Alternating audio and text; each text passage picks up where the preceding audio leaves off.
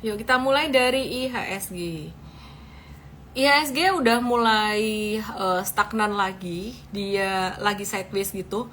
Potensi melemah terbatas sampai level 7268, view-nya masih sama. Jadi ini bekas area breakout-nya dia di sini. Jadi dia berpotensi untuk turun dikit, normal. Cuman banyak yang masih pemula di sini. Aku mau kasih tahu dulu deh, aku mau disclaimer dulu. Kalian yang masih pemula jangan langsung hajar beli saham dari IG Live aku ya. Jangan langsung hajar beli saham dari IG Live aku. Aku lihat banyak yang mulai follow nih, nggak tahu musim apa. Apakah musim durian atau musim saham mau naik, saya nggak tahu. Tapi ada banyak aku lihat teman-teman yang baru follow, baru lihat IG Live pertama juga. Ada nggak di sini yang baru lihat pertama kali? Mungkin nggak pertama deh, sebulan terakhir. Boleh tulis dong di komen, saya baru gitu. Kamu jangan langsung hajar beli saham ya. Kamu harus ikut Investart dulu untuk membangun fondasi. Saya sangat strict sekali dalam hal membangun fondasi atau mindset. Kamu harus join Investart dulu. Investart kemarin habis dilaksanakan. Next month ada lagi, kita akan umumin langsung aja ke invest.id/start. Dan kalau mau trading harus ke basic super trader dulu. Nah ini banyak banget kan yang masih baru kan. Michael Asia bohong banget. Felix Chandra ya lama bener.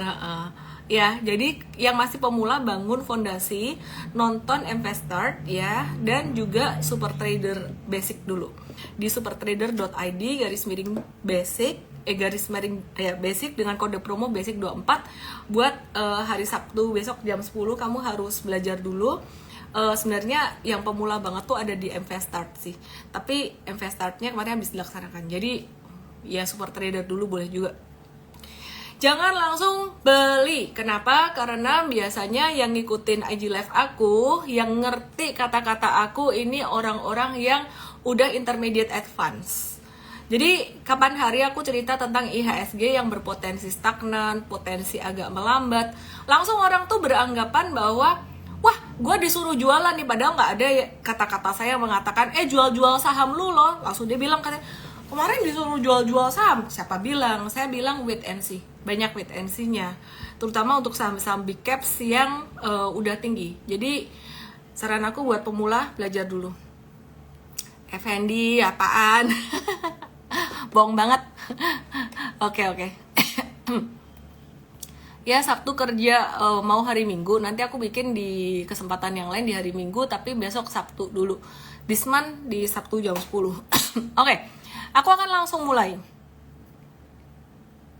Nah, aku langsung mulai ya. Ini IHSG-nya berpotensi untuk melemah.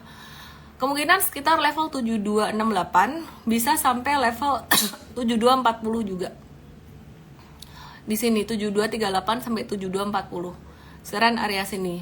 The worst case scenario sampai 72 di sini. Dan ini koreksi normal yang tidak berarti bahwa semua saham akan jatuh. TPIA ini ajurut-ajurutan banget patternnya, dan hati-hati ya, kita ngelihatnya di sini bantingannya kenceng. Jadi kalau kalian mau trading, yang paling penting money management jangan terlalu gede di sini. Jadi mindset itu pengaruh juga ke money management. Kalau mindsetnya ngejar cuan, ngejar keuntungan, kebetulan pas dibuka saham cuan, ngejar keuntungan, wah ngelihat candle kayak gini bisa jadi nggak objektif. Orang menganalisis tuh bisa nggak objektif. Kenapa? Karena ada kepentingan ya, karena ada kepentingan. Mindsetnya ngejar cuan terus. Kalau mindsetnya bukan ngejar cuan tapi memanage resiko, mengutamakan portfolio kita aman dulu, kita nggak akan mengejar. Oke, kita mau move ke Petro. Ini ada yang bilang mindsetnya nggak boleh tamak ya Miss. Mindset nggak boleh tamak itu gimana? Saya akan lebih memilih menggunakan kata-kata apakah dirimu sudah merasa cukup atau belum gitu. Karena kata-kata nggak boleh tamak itu orang kan bingung. Nggak boleh serakah itu bingung. Kenapa aku nggak boleh serakah? Caranya gimana? Oke. Petro. Iya, cuannya belum nanggung ya. Patternnya juga masih sideways aja. Ini analisisnya mirip kayak brand tadi sebenarnya, naik untuk markup. Terus kemudian cuan, ya ini naik untuk markup juga. Jadi sebenarnya hati-hati di sini. Momennya udah habis menurut aku. Ini yang alumni super trader pasti ngerti di sini. Aku bilang hati-hati mau markup. Kalian udah paham markup itu apa? Markup tuh artinya ya naik sementara doang, tuh bahasa yang elegannya. Kalau di workshop aku bisa lebih belak-belakan ngomong apa yang terjadi di belakang itu. Jadi hati-hati, ini adalah momen untuk bersih-bersih.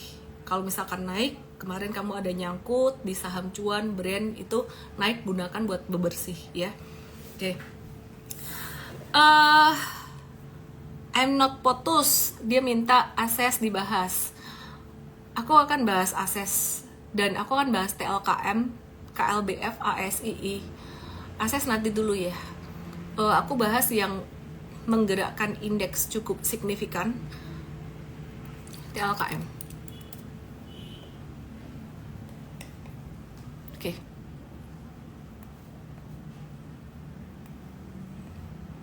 Ya, TLKM ini dia tuh sempat breakout di 4040 dan hari ini dia masih hijau, tapi sebenarnya closingnya mirip-mirip kayak harga kemarin. Aku nggak terlalu bullish ke TLKM meskipun dia breakout. Nah, kayak gini bisa mengambil kesimpulan seperti ini sebenarnya jam terbang yang aku tuangkan di Super Trader Workshop gitu ya. Nah, di sini dia ketahan area resisten 4150 sampai 4200-an. Bakalan bisa sideways dulu sampai level 4040. Jadi abis itu baru naik, tapi sidewaysnya bisa agak lama karena ngelihat karakter saham ini sering banget sidewaysnya, dan kalau sideways bisa 1 bulanan sideways gitu. Oke, terus Kalbe Pharma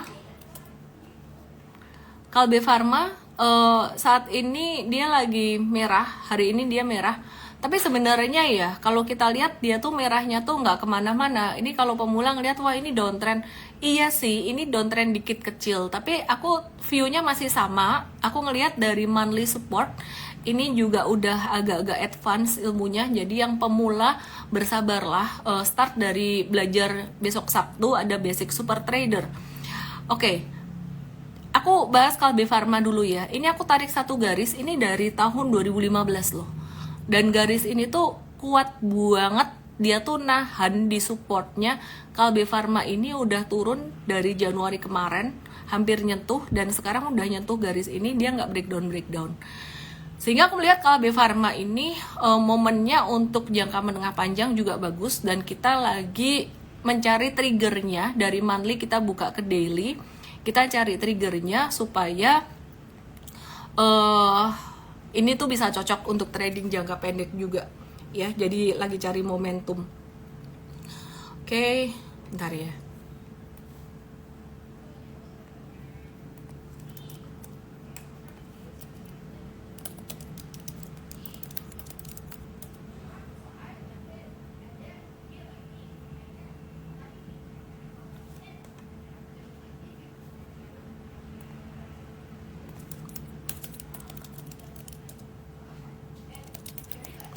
Sorry ya, sebentar ya.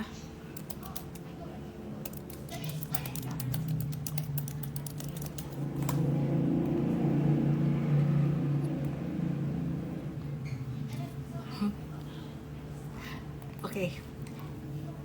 Aku ralat dikit net buy asing hari ini 9,9 triliun di reguler, sahamnya nggak berbeda, 8,3 triliun. Negosiasi 1,6 triliun, Telkom, BMRI, dan BBRI. Oke. Kalau di saham nggak boleh semua all in kecuali di big caps, kata CC. Enggak sih, nggak boleh juga di big caps. Big caps kayak Unilever, kalau kamu all in di situ kamu nyangkut bertahun-tahun loh kalau kejadiannya kayak gitu. Jadi sekarang big banks udah posisi di atas pun kita nggak boleh all in juga. Cara masuknya dengan cara DCA, dollar cost averaging. Nanti kita akan update di alumni MFest Gathering hari Jumat nanti ya, gitu. Oke, ini banyak yang nanya SIDO dan ASII. Aku mau bahas SIDO dan ASII ya.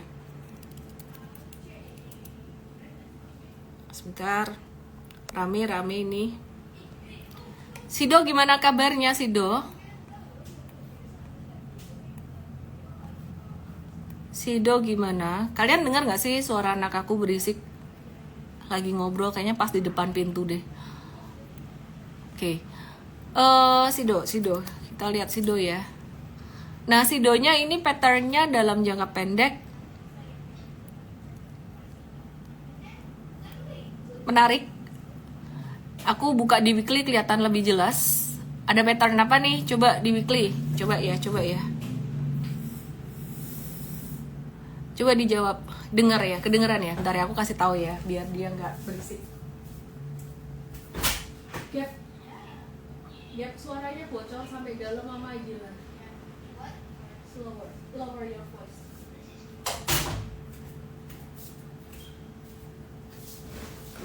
Ya, double bottom. Pintar. Technical bukan segalanya, mesti ngelihat likuiditas juga, mesti ngelihat likuiditas dan likuiditas. Technical bukan segalanya, fundamental bukan segalanya, likuiditas adalah segalanya. Oke. Kalau ngelihat pattern double bottom ini dari weekly, kita lihat potensi upside atau target jangka pendeknya di sini. Di daily dirapiin dulu ya. Weekly-nya kurang rapi. Bisa sampai di berapa? Bisa sampai 645 dalam jangka mungkin sekitaran 1 bulan. Volume SIDO bagus nggak? Bagus sih. Patternnya kira-kira gini. Expect patternnya gimana? Kira-kira kayak gini. Ini bisa turun dikit, baru dia naik lagi. Ini akan lebih bagus daripada langsung breakout besok. Oke.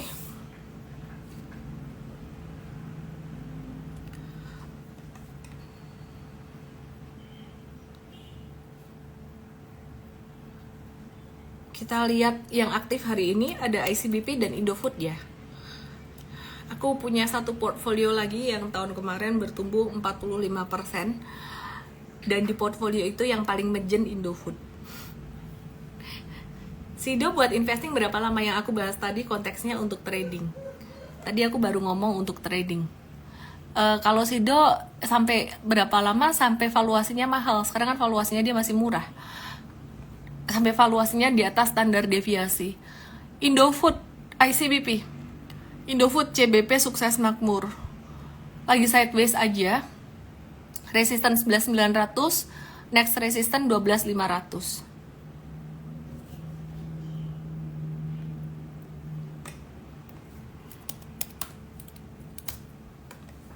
Indofoodnya hari ini breakout, cakep breakoutnya.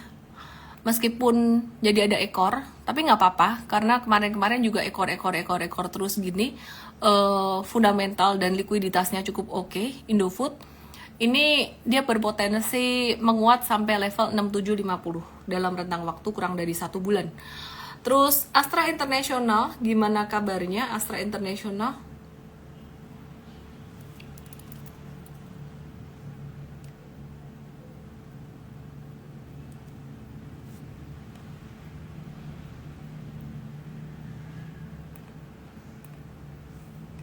Ya, ASI ini potensi double bottom juga ya. Dia bentuknya kayak gini, potensi kayak gini. Geraknya lebih lambat. Terus GoTo tadi udah dibahas. Aku mau update, ada update dari FTSE, indeks FTSE ini ada update.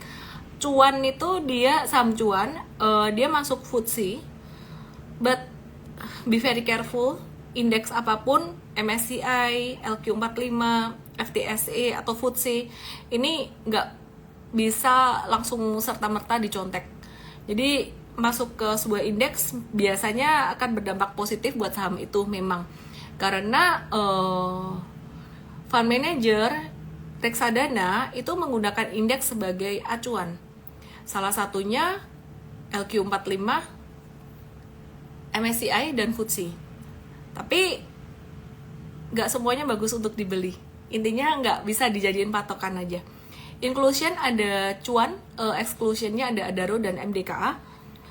Terus ya MDKA pagi-pagi ada guyuran ya karena ini mungkin kita lihat ya MDKA ya. Adi Cipta misalnya punya Adaro, enggak. Sementara ini aku nggak ada Adaro karena ya technically belum oke. Aku nggak trading Adaro saat ini. MDKA katanya pagi-pagi guyuran, tapi sebenarnya aku ngelihat turunnya cuman 2,92% kok, nggak ada yang signifikan gimana. Dan saat ini trennya masih sideways, jadi biarin dulu aja, jangan buru-buru masuk. Adaro gimana kabarnya? Dia yang dikeluarin dari FTSE. Adaro masih bisa turun sampai level 2340. Oke, terus aku mau bandingin kinerja saham consumer goods di 9 months 2023. Tadi aku udah bahas ICBP dan Indofood secara teknikal. Aku akan bahas Unilever secara teknikal dan juga nanti aku akan bahas fundamentalnya. Unilever belum aman sih secara chart. Ini masih potensi sideways gitu. Kita butuh dia naik satu kali dengan volume bagus, baru kita akan watch. Kita butuh ripple naiknya sekali di tengah ombak besar turun. Terus Kalbe Pharma tadi aku udah bahas, Sido Muncul juga udah bahas. Aku balik lagi ke fundamental. ICBP ini secara fundamental dia pertumbuhan laba bersihnya paling signifikan secara tahunan hingga September 2023, yakni di angka 113% secara tahunan, jadi 7,06 triliun. Jadi kalau aku mau kasih lihat perbandingannya kayak gini, kalau dari sisi valuasi, Indofood merupakan saham dengan valuasi termurah dibandingkan dengan kompetitor lainnya ya. Jadi terdiskon 34,42%. Oke, coba lihat di sini.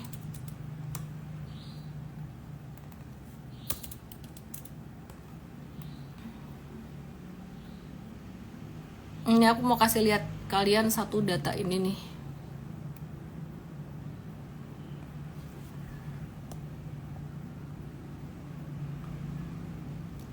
Ya, agak kurang cantik sih tampilin datanya, harusnya secara visual.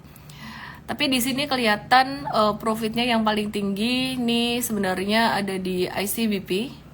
Naiknya, aku hilangin ini ya.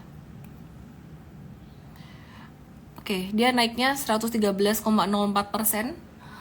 ICBP memang paling menarik secara fundamental. Dan kalau yang paling murah diskon valuasinya saat ini ada di Indofood.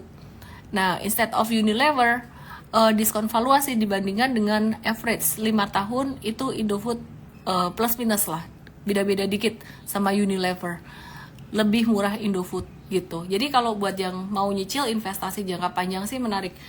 Cuman mesti harus ada diversifikasi Indofood di portfolio investasiku. Waduh, lambat banget. Oke.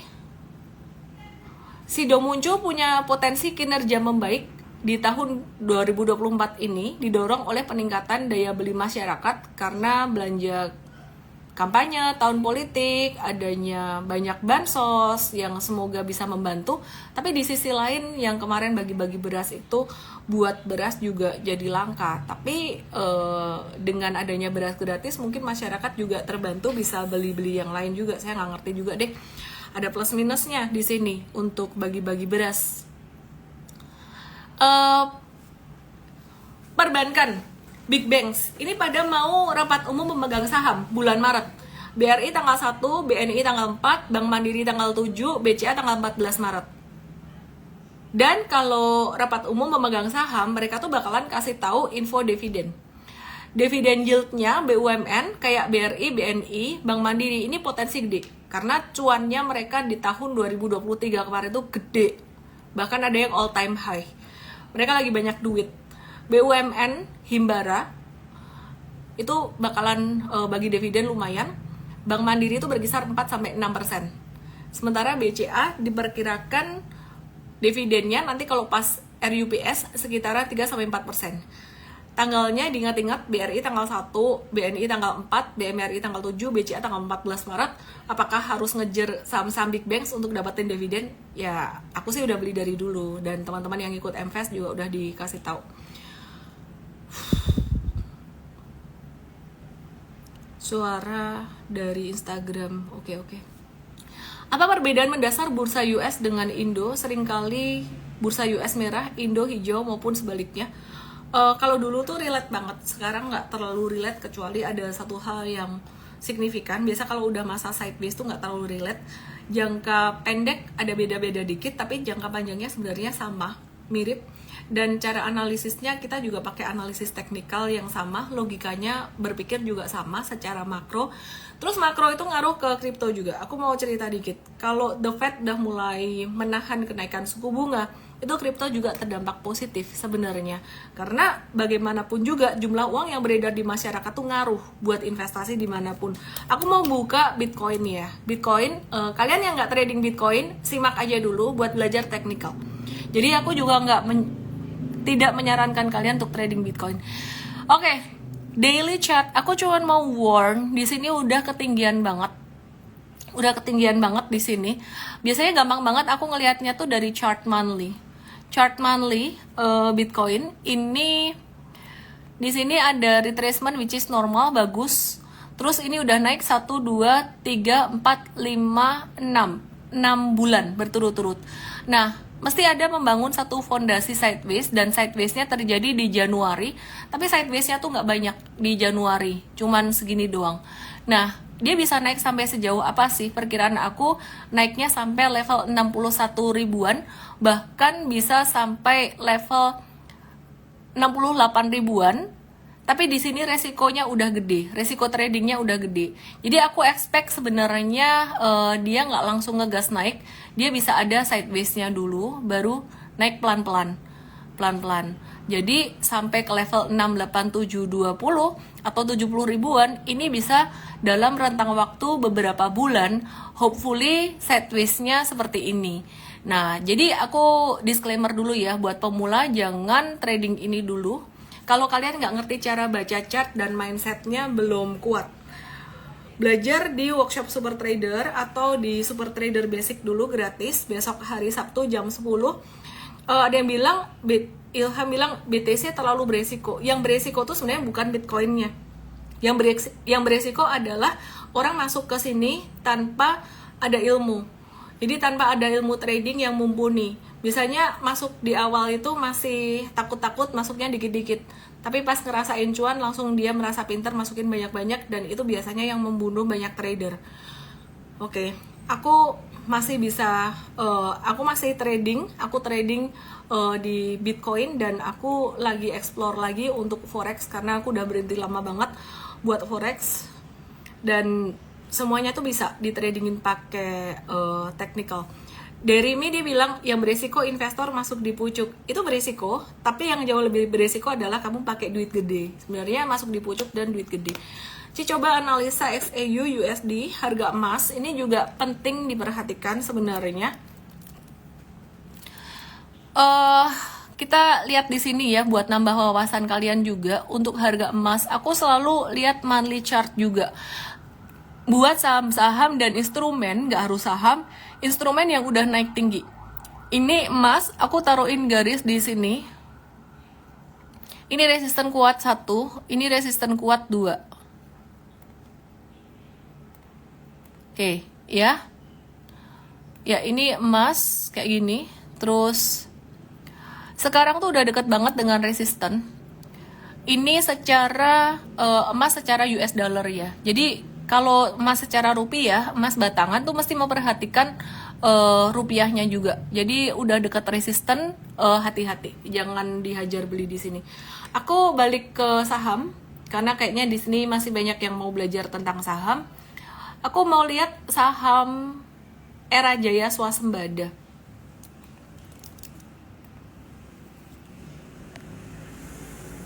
ya, tadi mau bahas BNGA ya, kelupaan tadi diingetin Yewan Jono, thank you. Aku mau bahas BNGA aja deh daripada ini. Aku masih suka saham banking, lagi nunggu area-area diskon atau retracementnya. Oke, jadi di sini ini ada saham yang naik kenceng, ini BNGA. Aku pasangin aja satu Fibonacci di sini, Fibonacci retracement di puncak dan di low-nya dia di sini. Nah, terus sekarang kita mau cariin level retracement-nya dia sekitar level 1895, level 1860. Ini merupakan area-area diskon. Ya, jadi ini 1860, ini 1895 atau 1900 ini merupakan area-area diskon di sini. Jadi tunggu retracement di sini. Aku masih suka ini, dan di portfolio aku investasi jangka panjang ada, portfolio tradingku aku lagi tunggu retracement lagi. Jadi kalau portfolio tradingku itu mirip dengan M-Trade beberapa hari yang lalu itu ada trading BNGA untuk swing trading dan cuannya lumayan. Sekitaran berapa ya? 11%. Oke, terus grup Pak PP udah dibahas. Aku mau bahas BBTN sekarang. Jadi kalau kalian ketinggalan di Big Bang, sebenarnya nunggunya di saham-saham bagus yang bukan for Big Bang sih. Ini yang kita bakalan bahas detail di Gathering M-Fest hari Jumat nanti. Jadi Gathering M-Fest ini khusus untuk peserta M-Fest kita. Oke, kita lihat BBTN di sini kita juga lagi ada ngehold dan lagi nunggu retracement juga. Ngomong-ngomong, kemarin ada satu portfolio aku yang aku post di Instagram. Aku udah jual S hardware-nya. Terus disclosure aja ya, aku beliin BBTN itu untuk long term investmentnya. Detailsnya gimana aku bahas di Gathering M-Fest nanti. Buat pemula yang mau gratisan dan belajar ilmu berkualitas, hari Sabtu nanti jam 10 ada Super Trader Basic, ada di pin di situ infonya. Adaro udah dibahas tadi.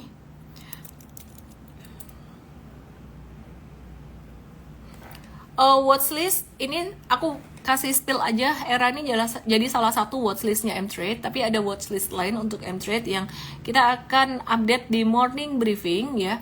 Jadi kita lagi nunggu retracementnya Era.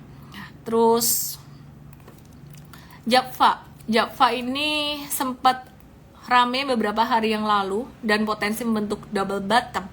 Dia lagi menunggu kebijakan pemerintah gitu. Jadi pemerintah tidak lagi memerintahkan untuk melakukan pemusnahan ayam yang berdampak pada harga unggas ya.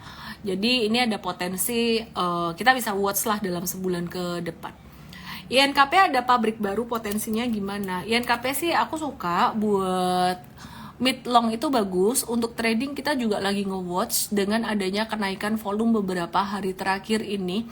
Ini buat INKP ini jadi satu tanda-tanda yang positif. Ingat buat kalian yang baru pemula, baru ikut IG live aku sebulan terakhir, jangan langsung hajar-hajar ya. Jadi aku bahas saham kayak gini buat tambahan wawasan aja buat kalian yang masih pemula. Mesti belajar di Super Trader. Ini cara join morning briefing gimana, itu eksklusif buat member M-Trade.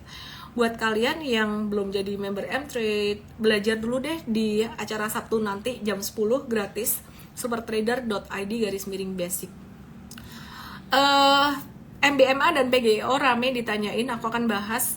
By the way, besok aku nggak ada IG live karena besok aku ada flight malam, tapi aku akan nge-live sorenya. Jadi sorenya aku akan nge-live dan pantengin aja YouTube aku ya. Jadi market tutup tuh aku bakalan nge-live mungkin sekitar jam 4 atau jam 5. Tungguin aja pengumuman di story aku dan aku akan up di YouTube. Semoga keburu karena besok aku nge-live-nya di bandara. BTC udah dibahas. Kayaknya banyak yang nggak trading Bitcoin, jadi ketika aku bahas Bitcoin tadi pada keluar, nanti next crypto aku bahas di YouTube aja.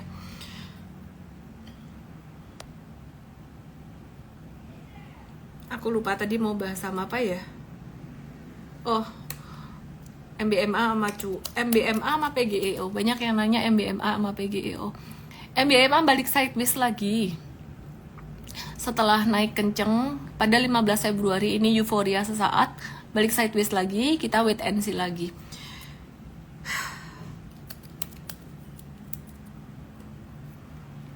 Oke. PGEO masih sideways juga, belum ada yang menarik di mana. BBTN aku udah bahas. Pegas masih sideways juga, sidewaysnya tapi sideways cakep. Pegasnya wait and see dulu. Jadi kalau kalian ngikutin dari awal tadi, kalian tahu saham-saham apa yang aku suka. Coba mention di sini. Coba mention apa saham yang aku bilang menarik nih gitu di summary. Aku nggak mau sebutin di sini karena nanti dikira jadi satu rekomendasi suruh Hajal beli gitu. Pasti ngelihat analisis lengkap. Tadi aku udah bahas analisis lengkapnya. Apa tadi yang menarik? Rendra, oke. Linda, oke. Utandik, oke. Jangan langsung dibeli ya, kalian pemula ya. Tadi analisisnya ada yang jangka pendek, ada yang jangka menengah gitu.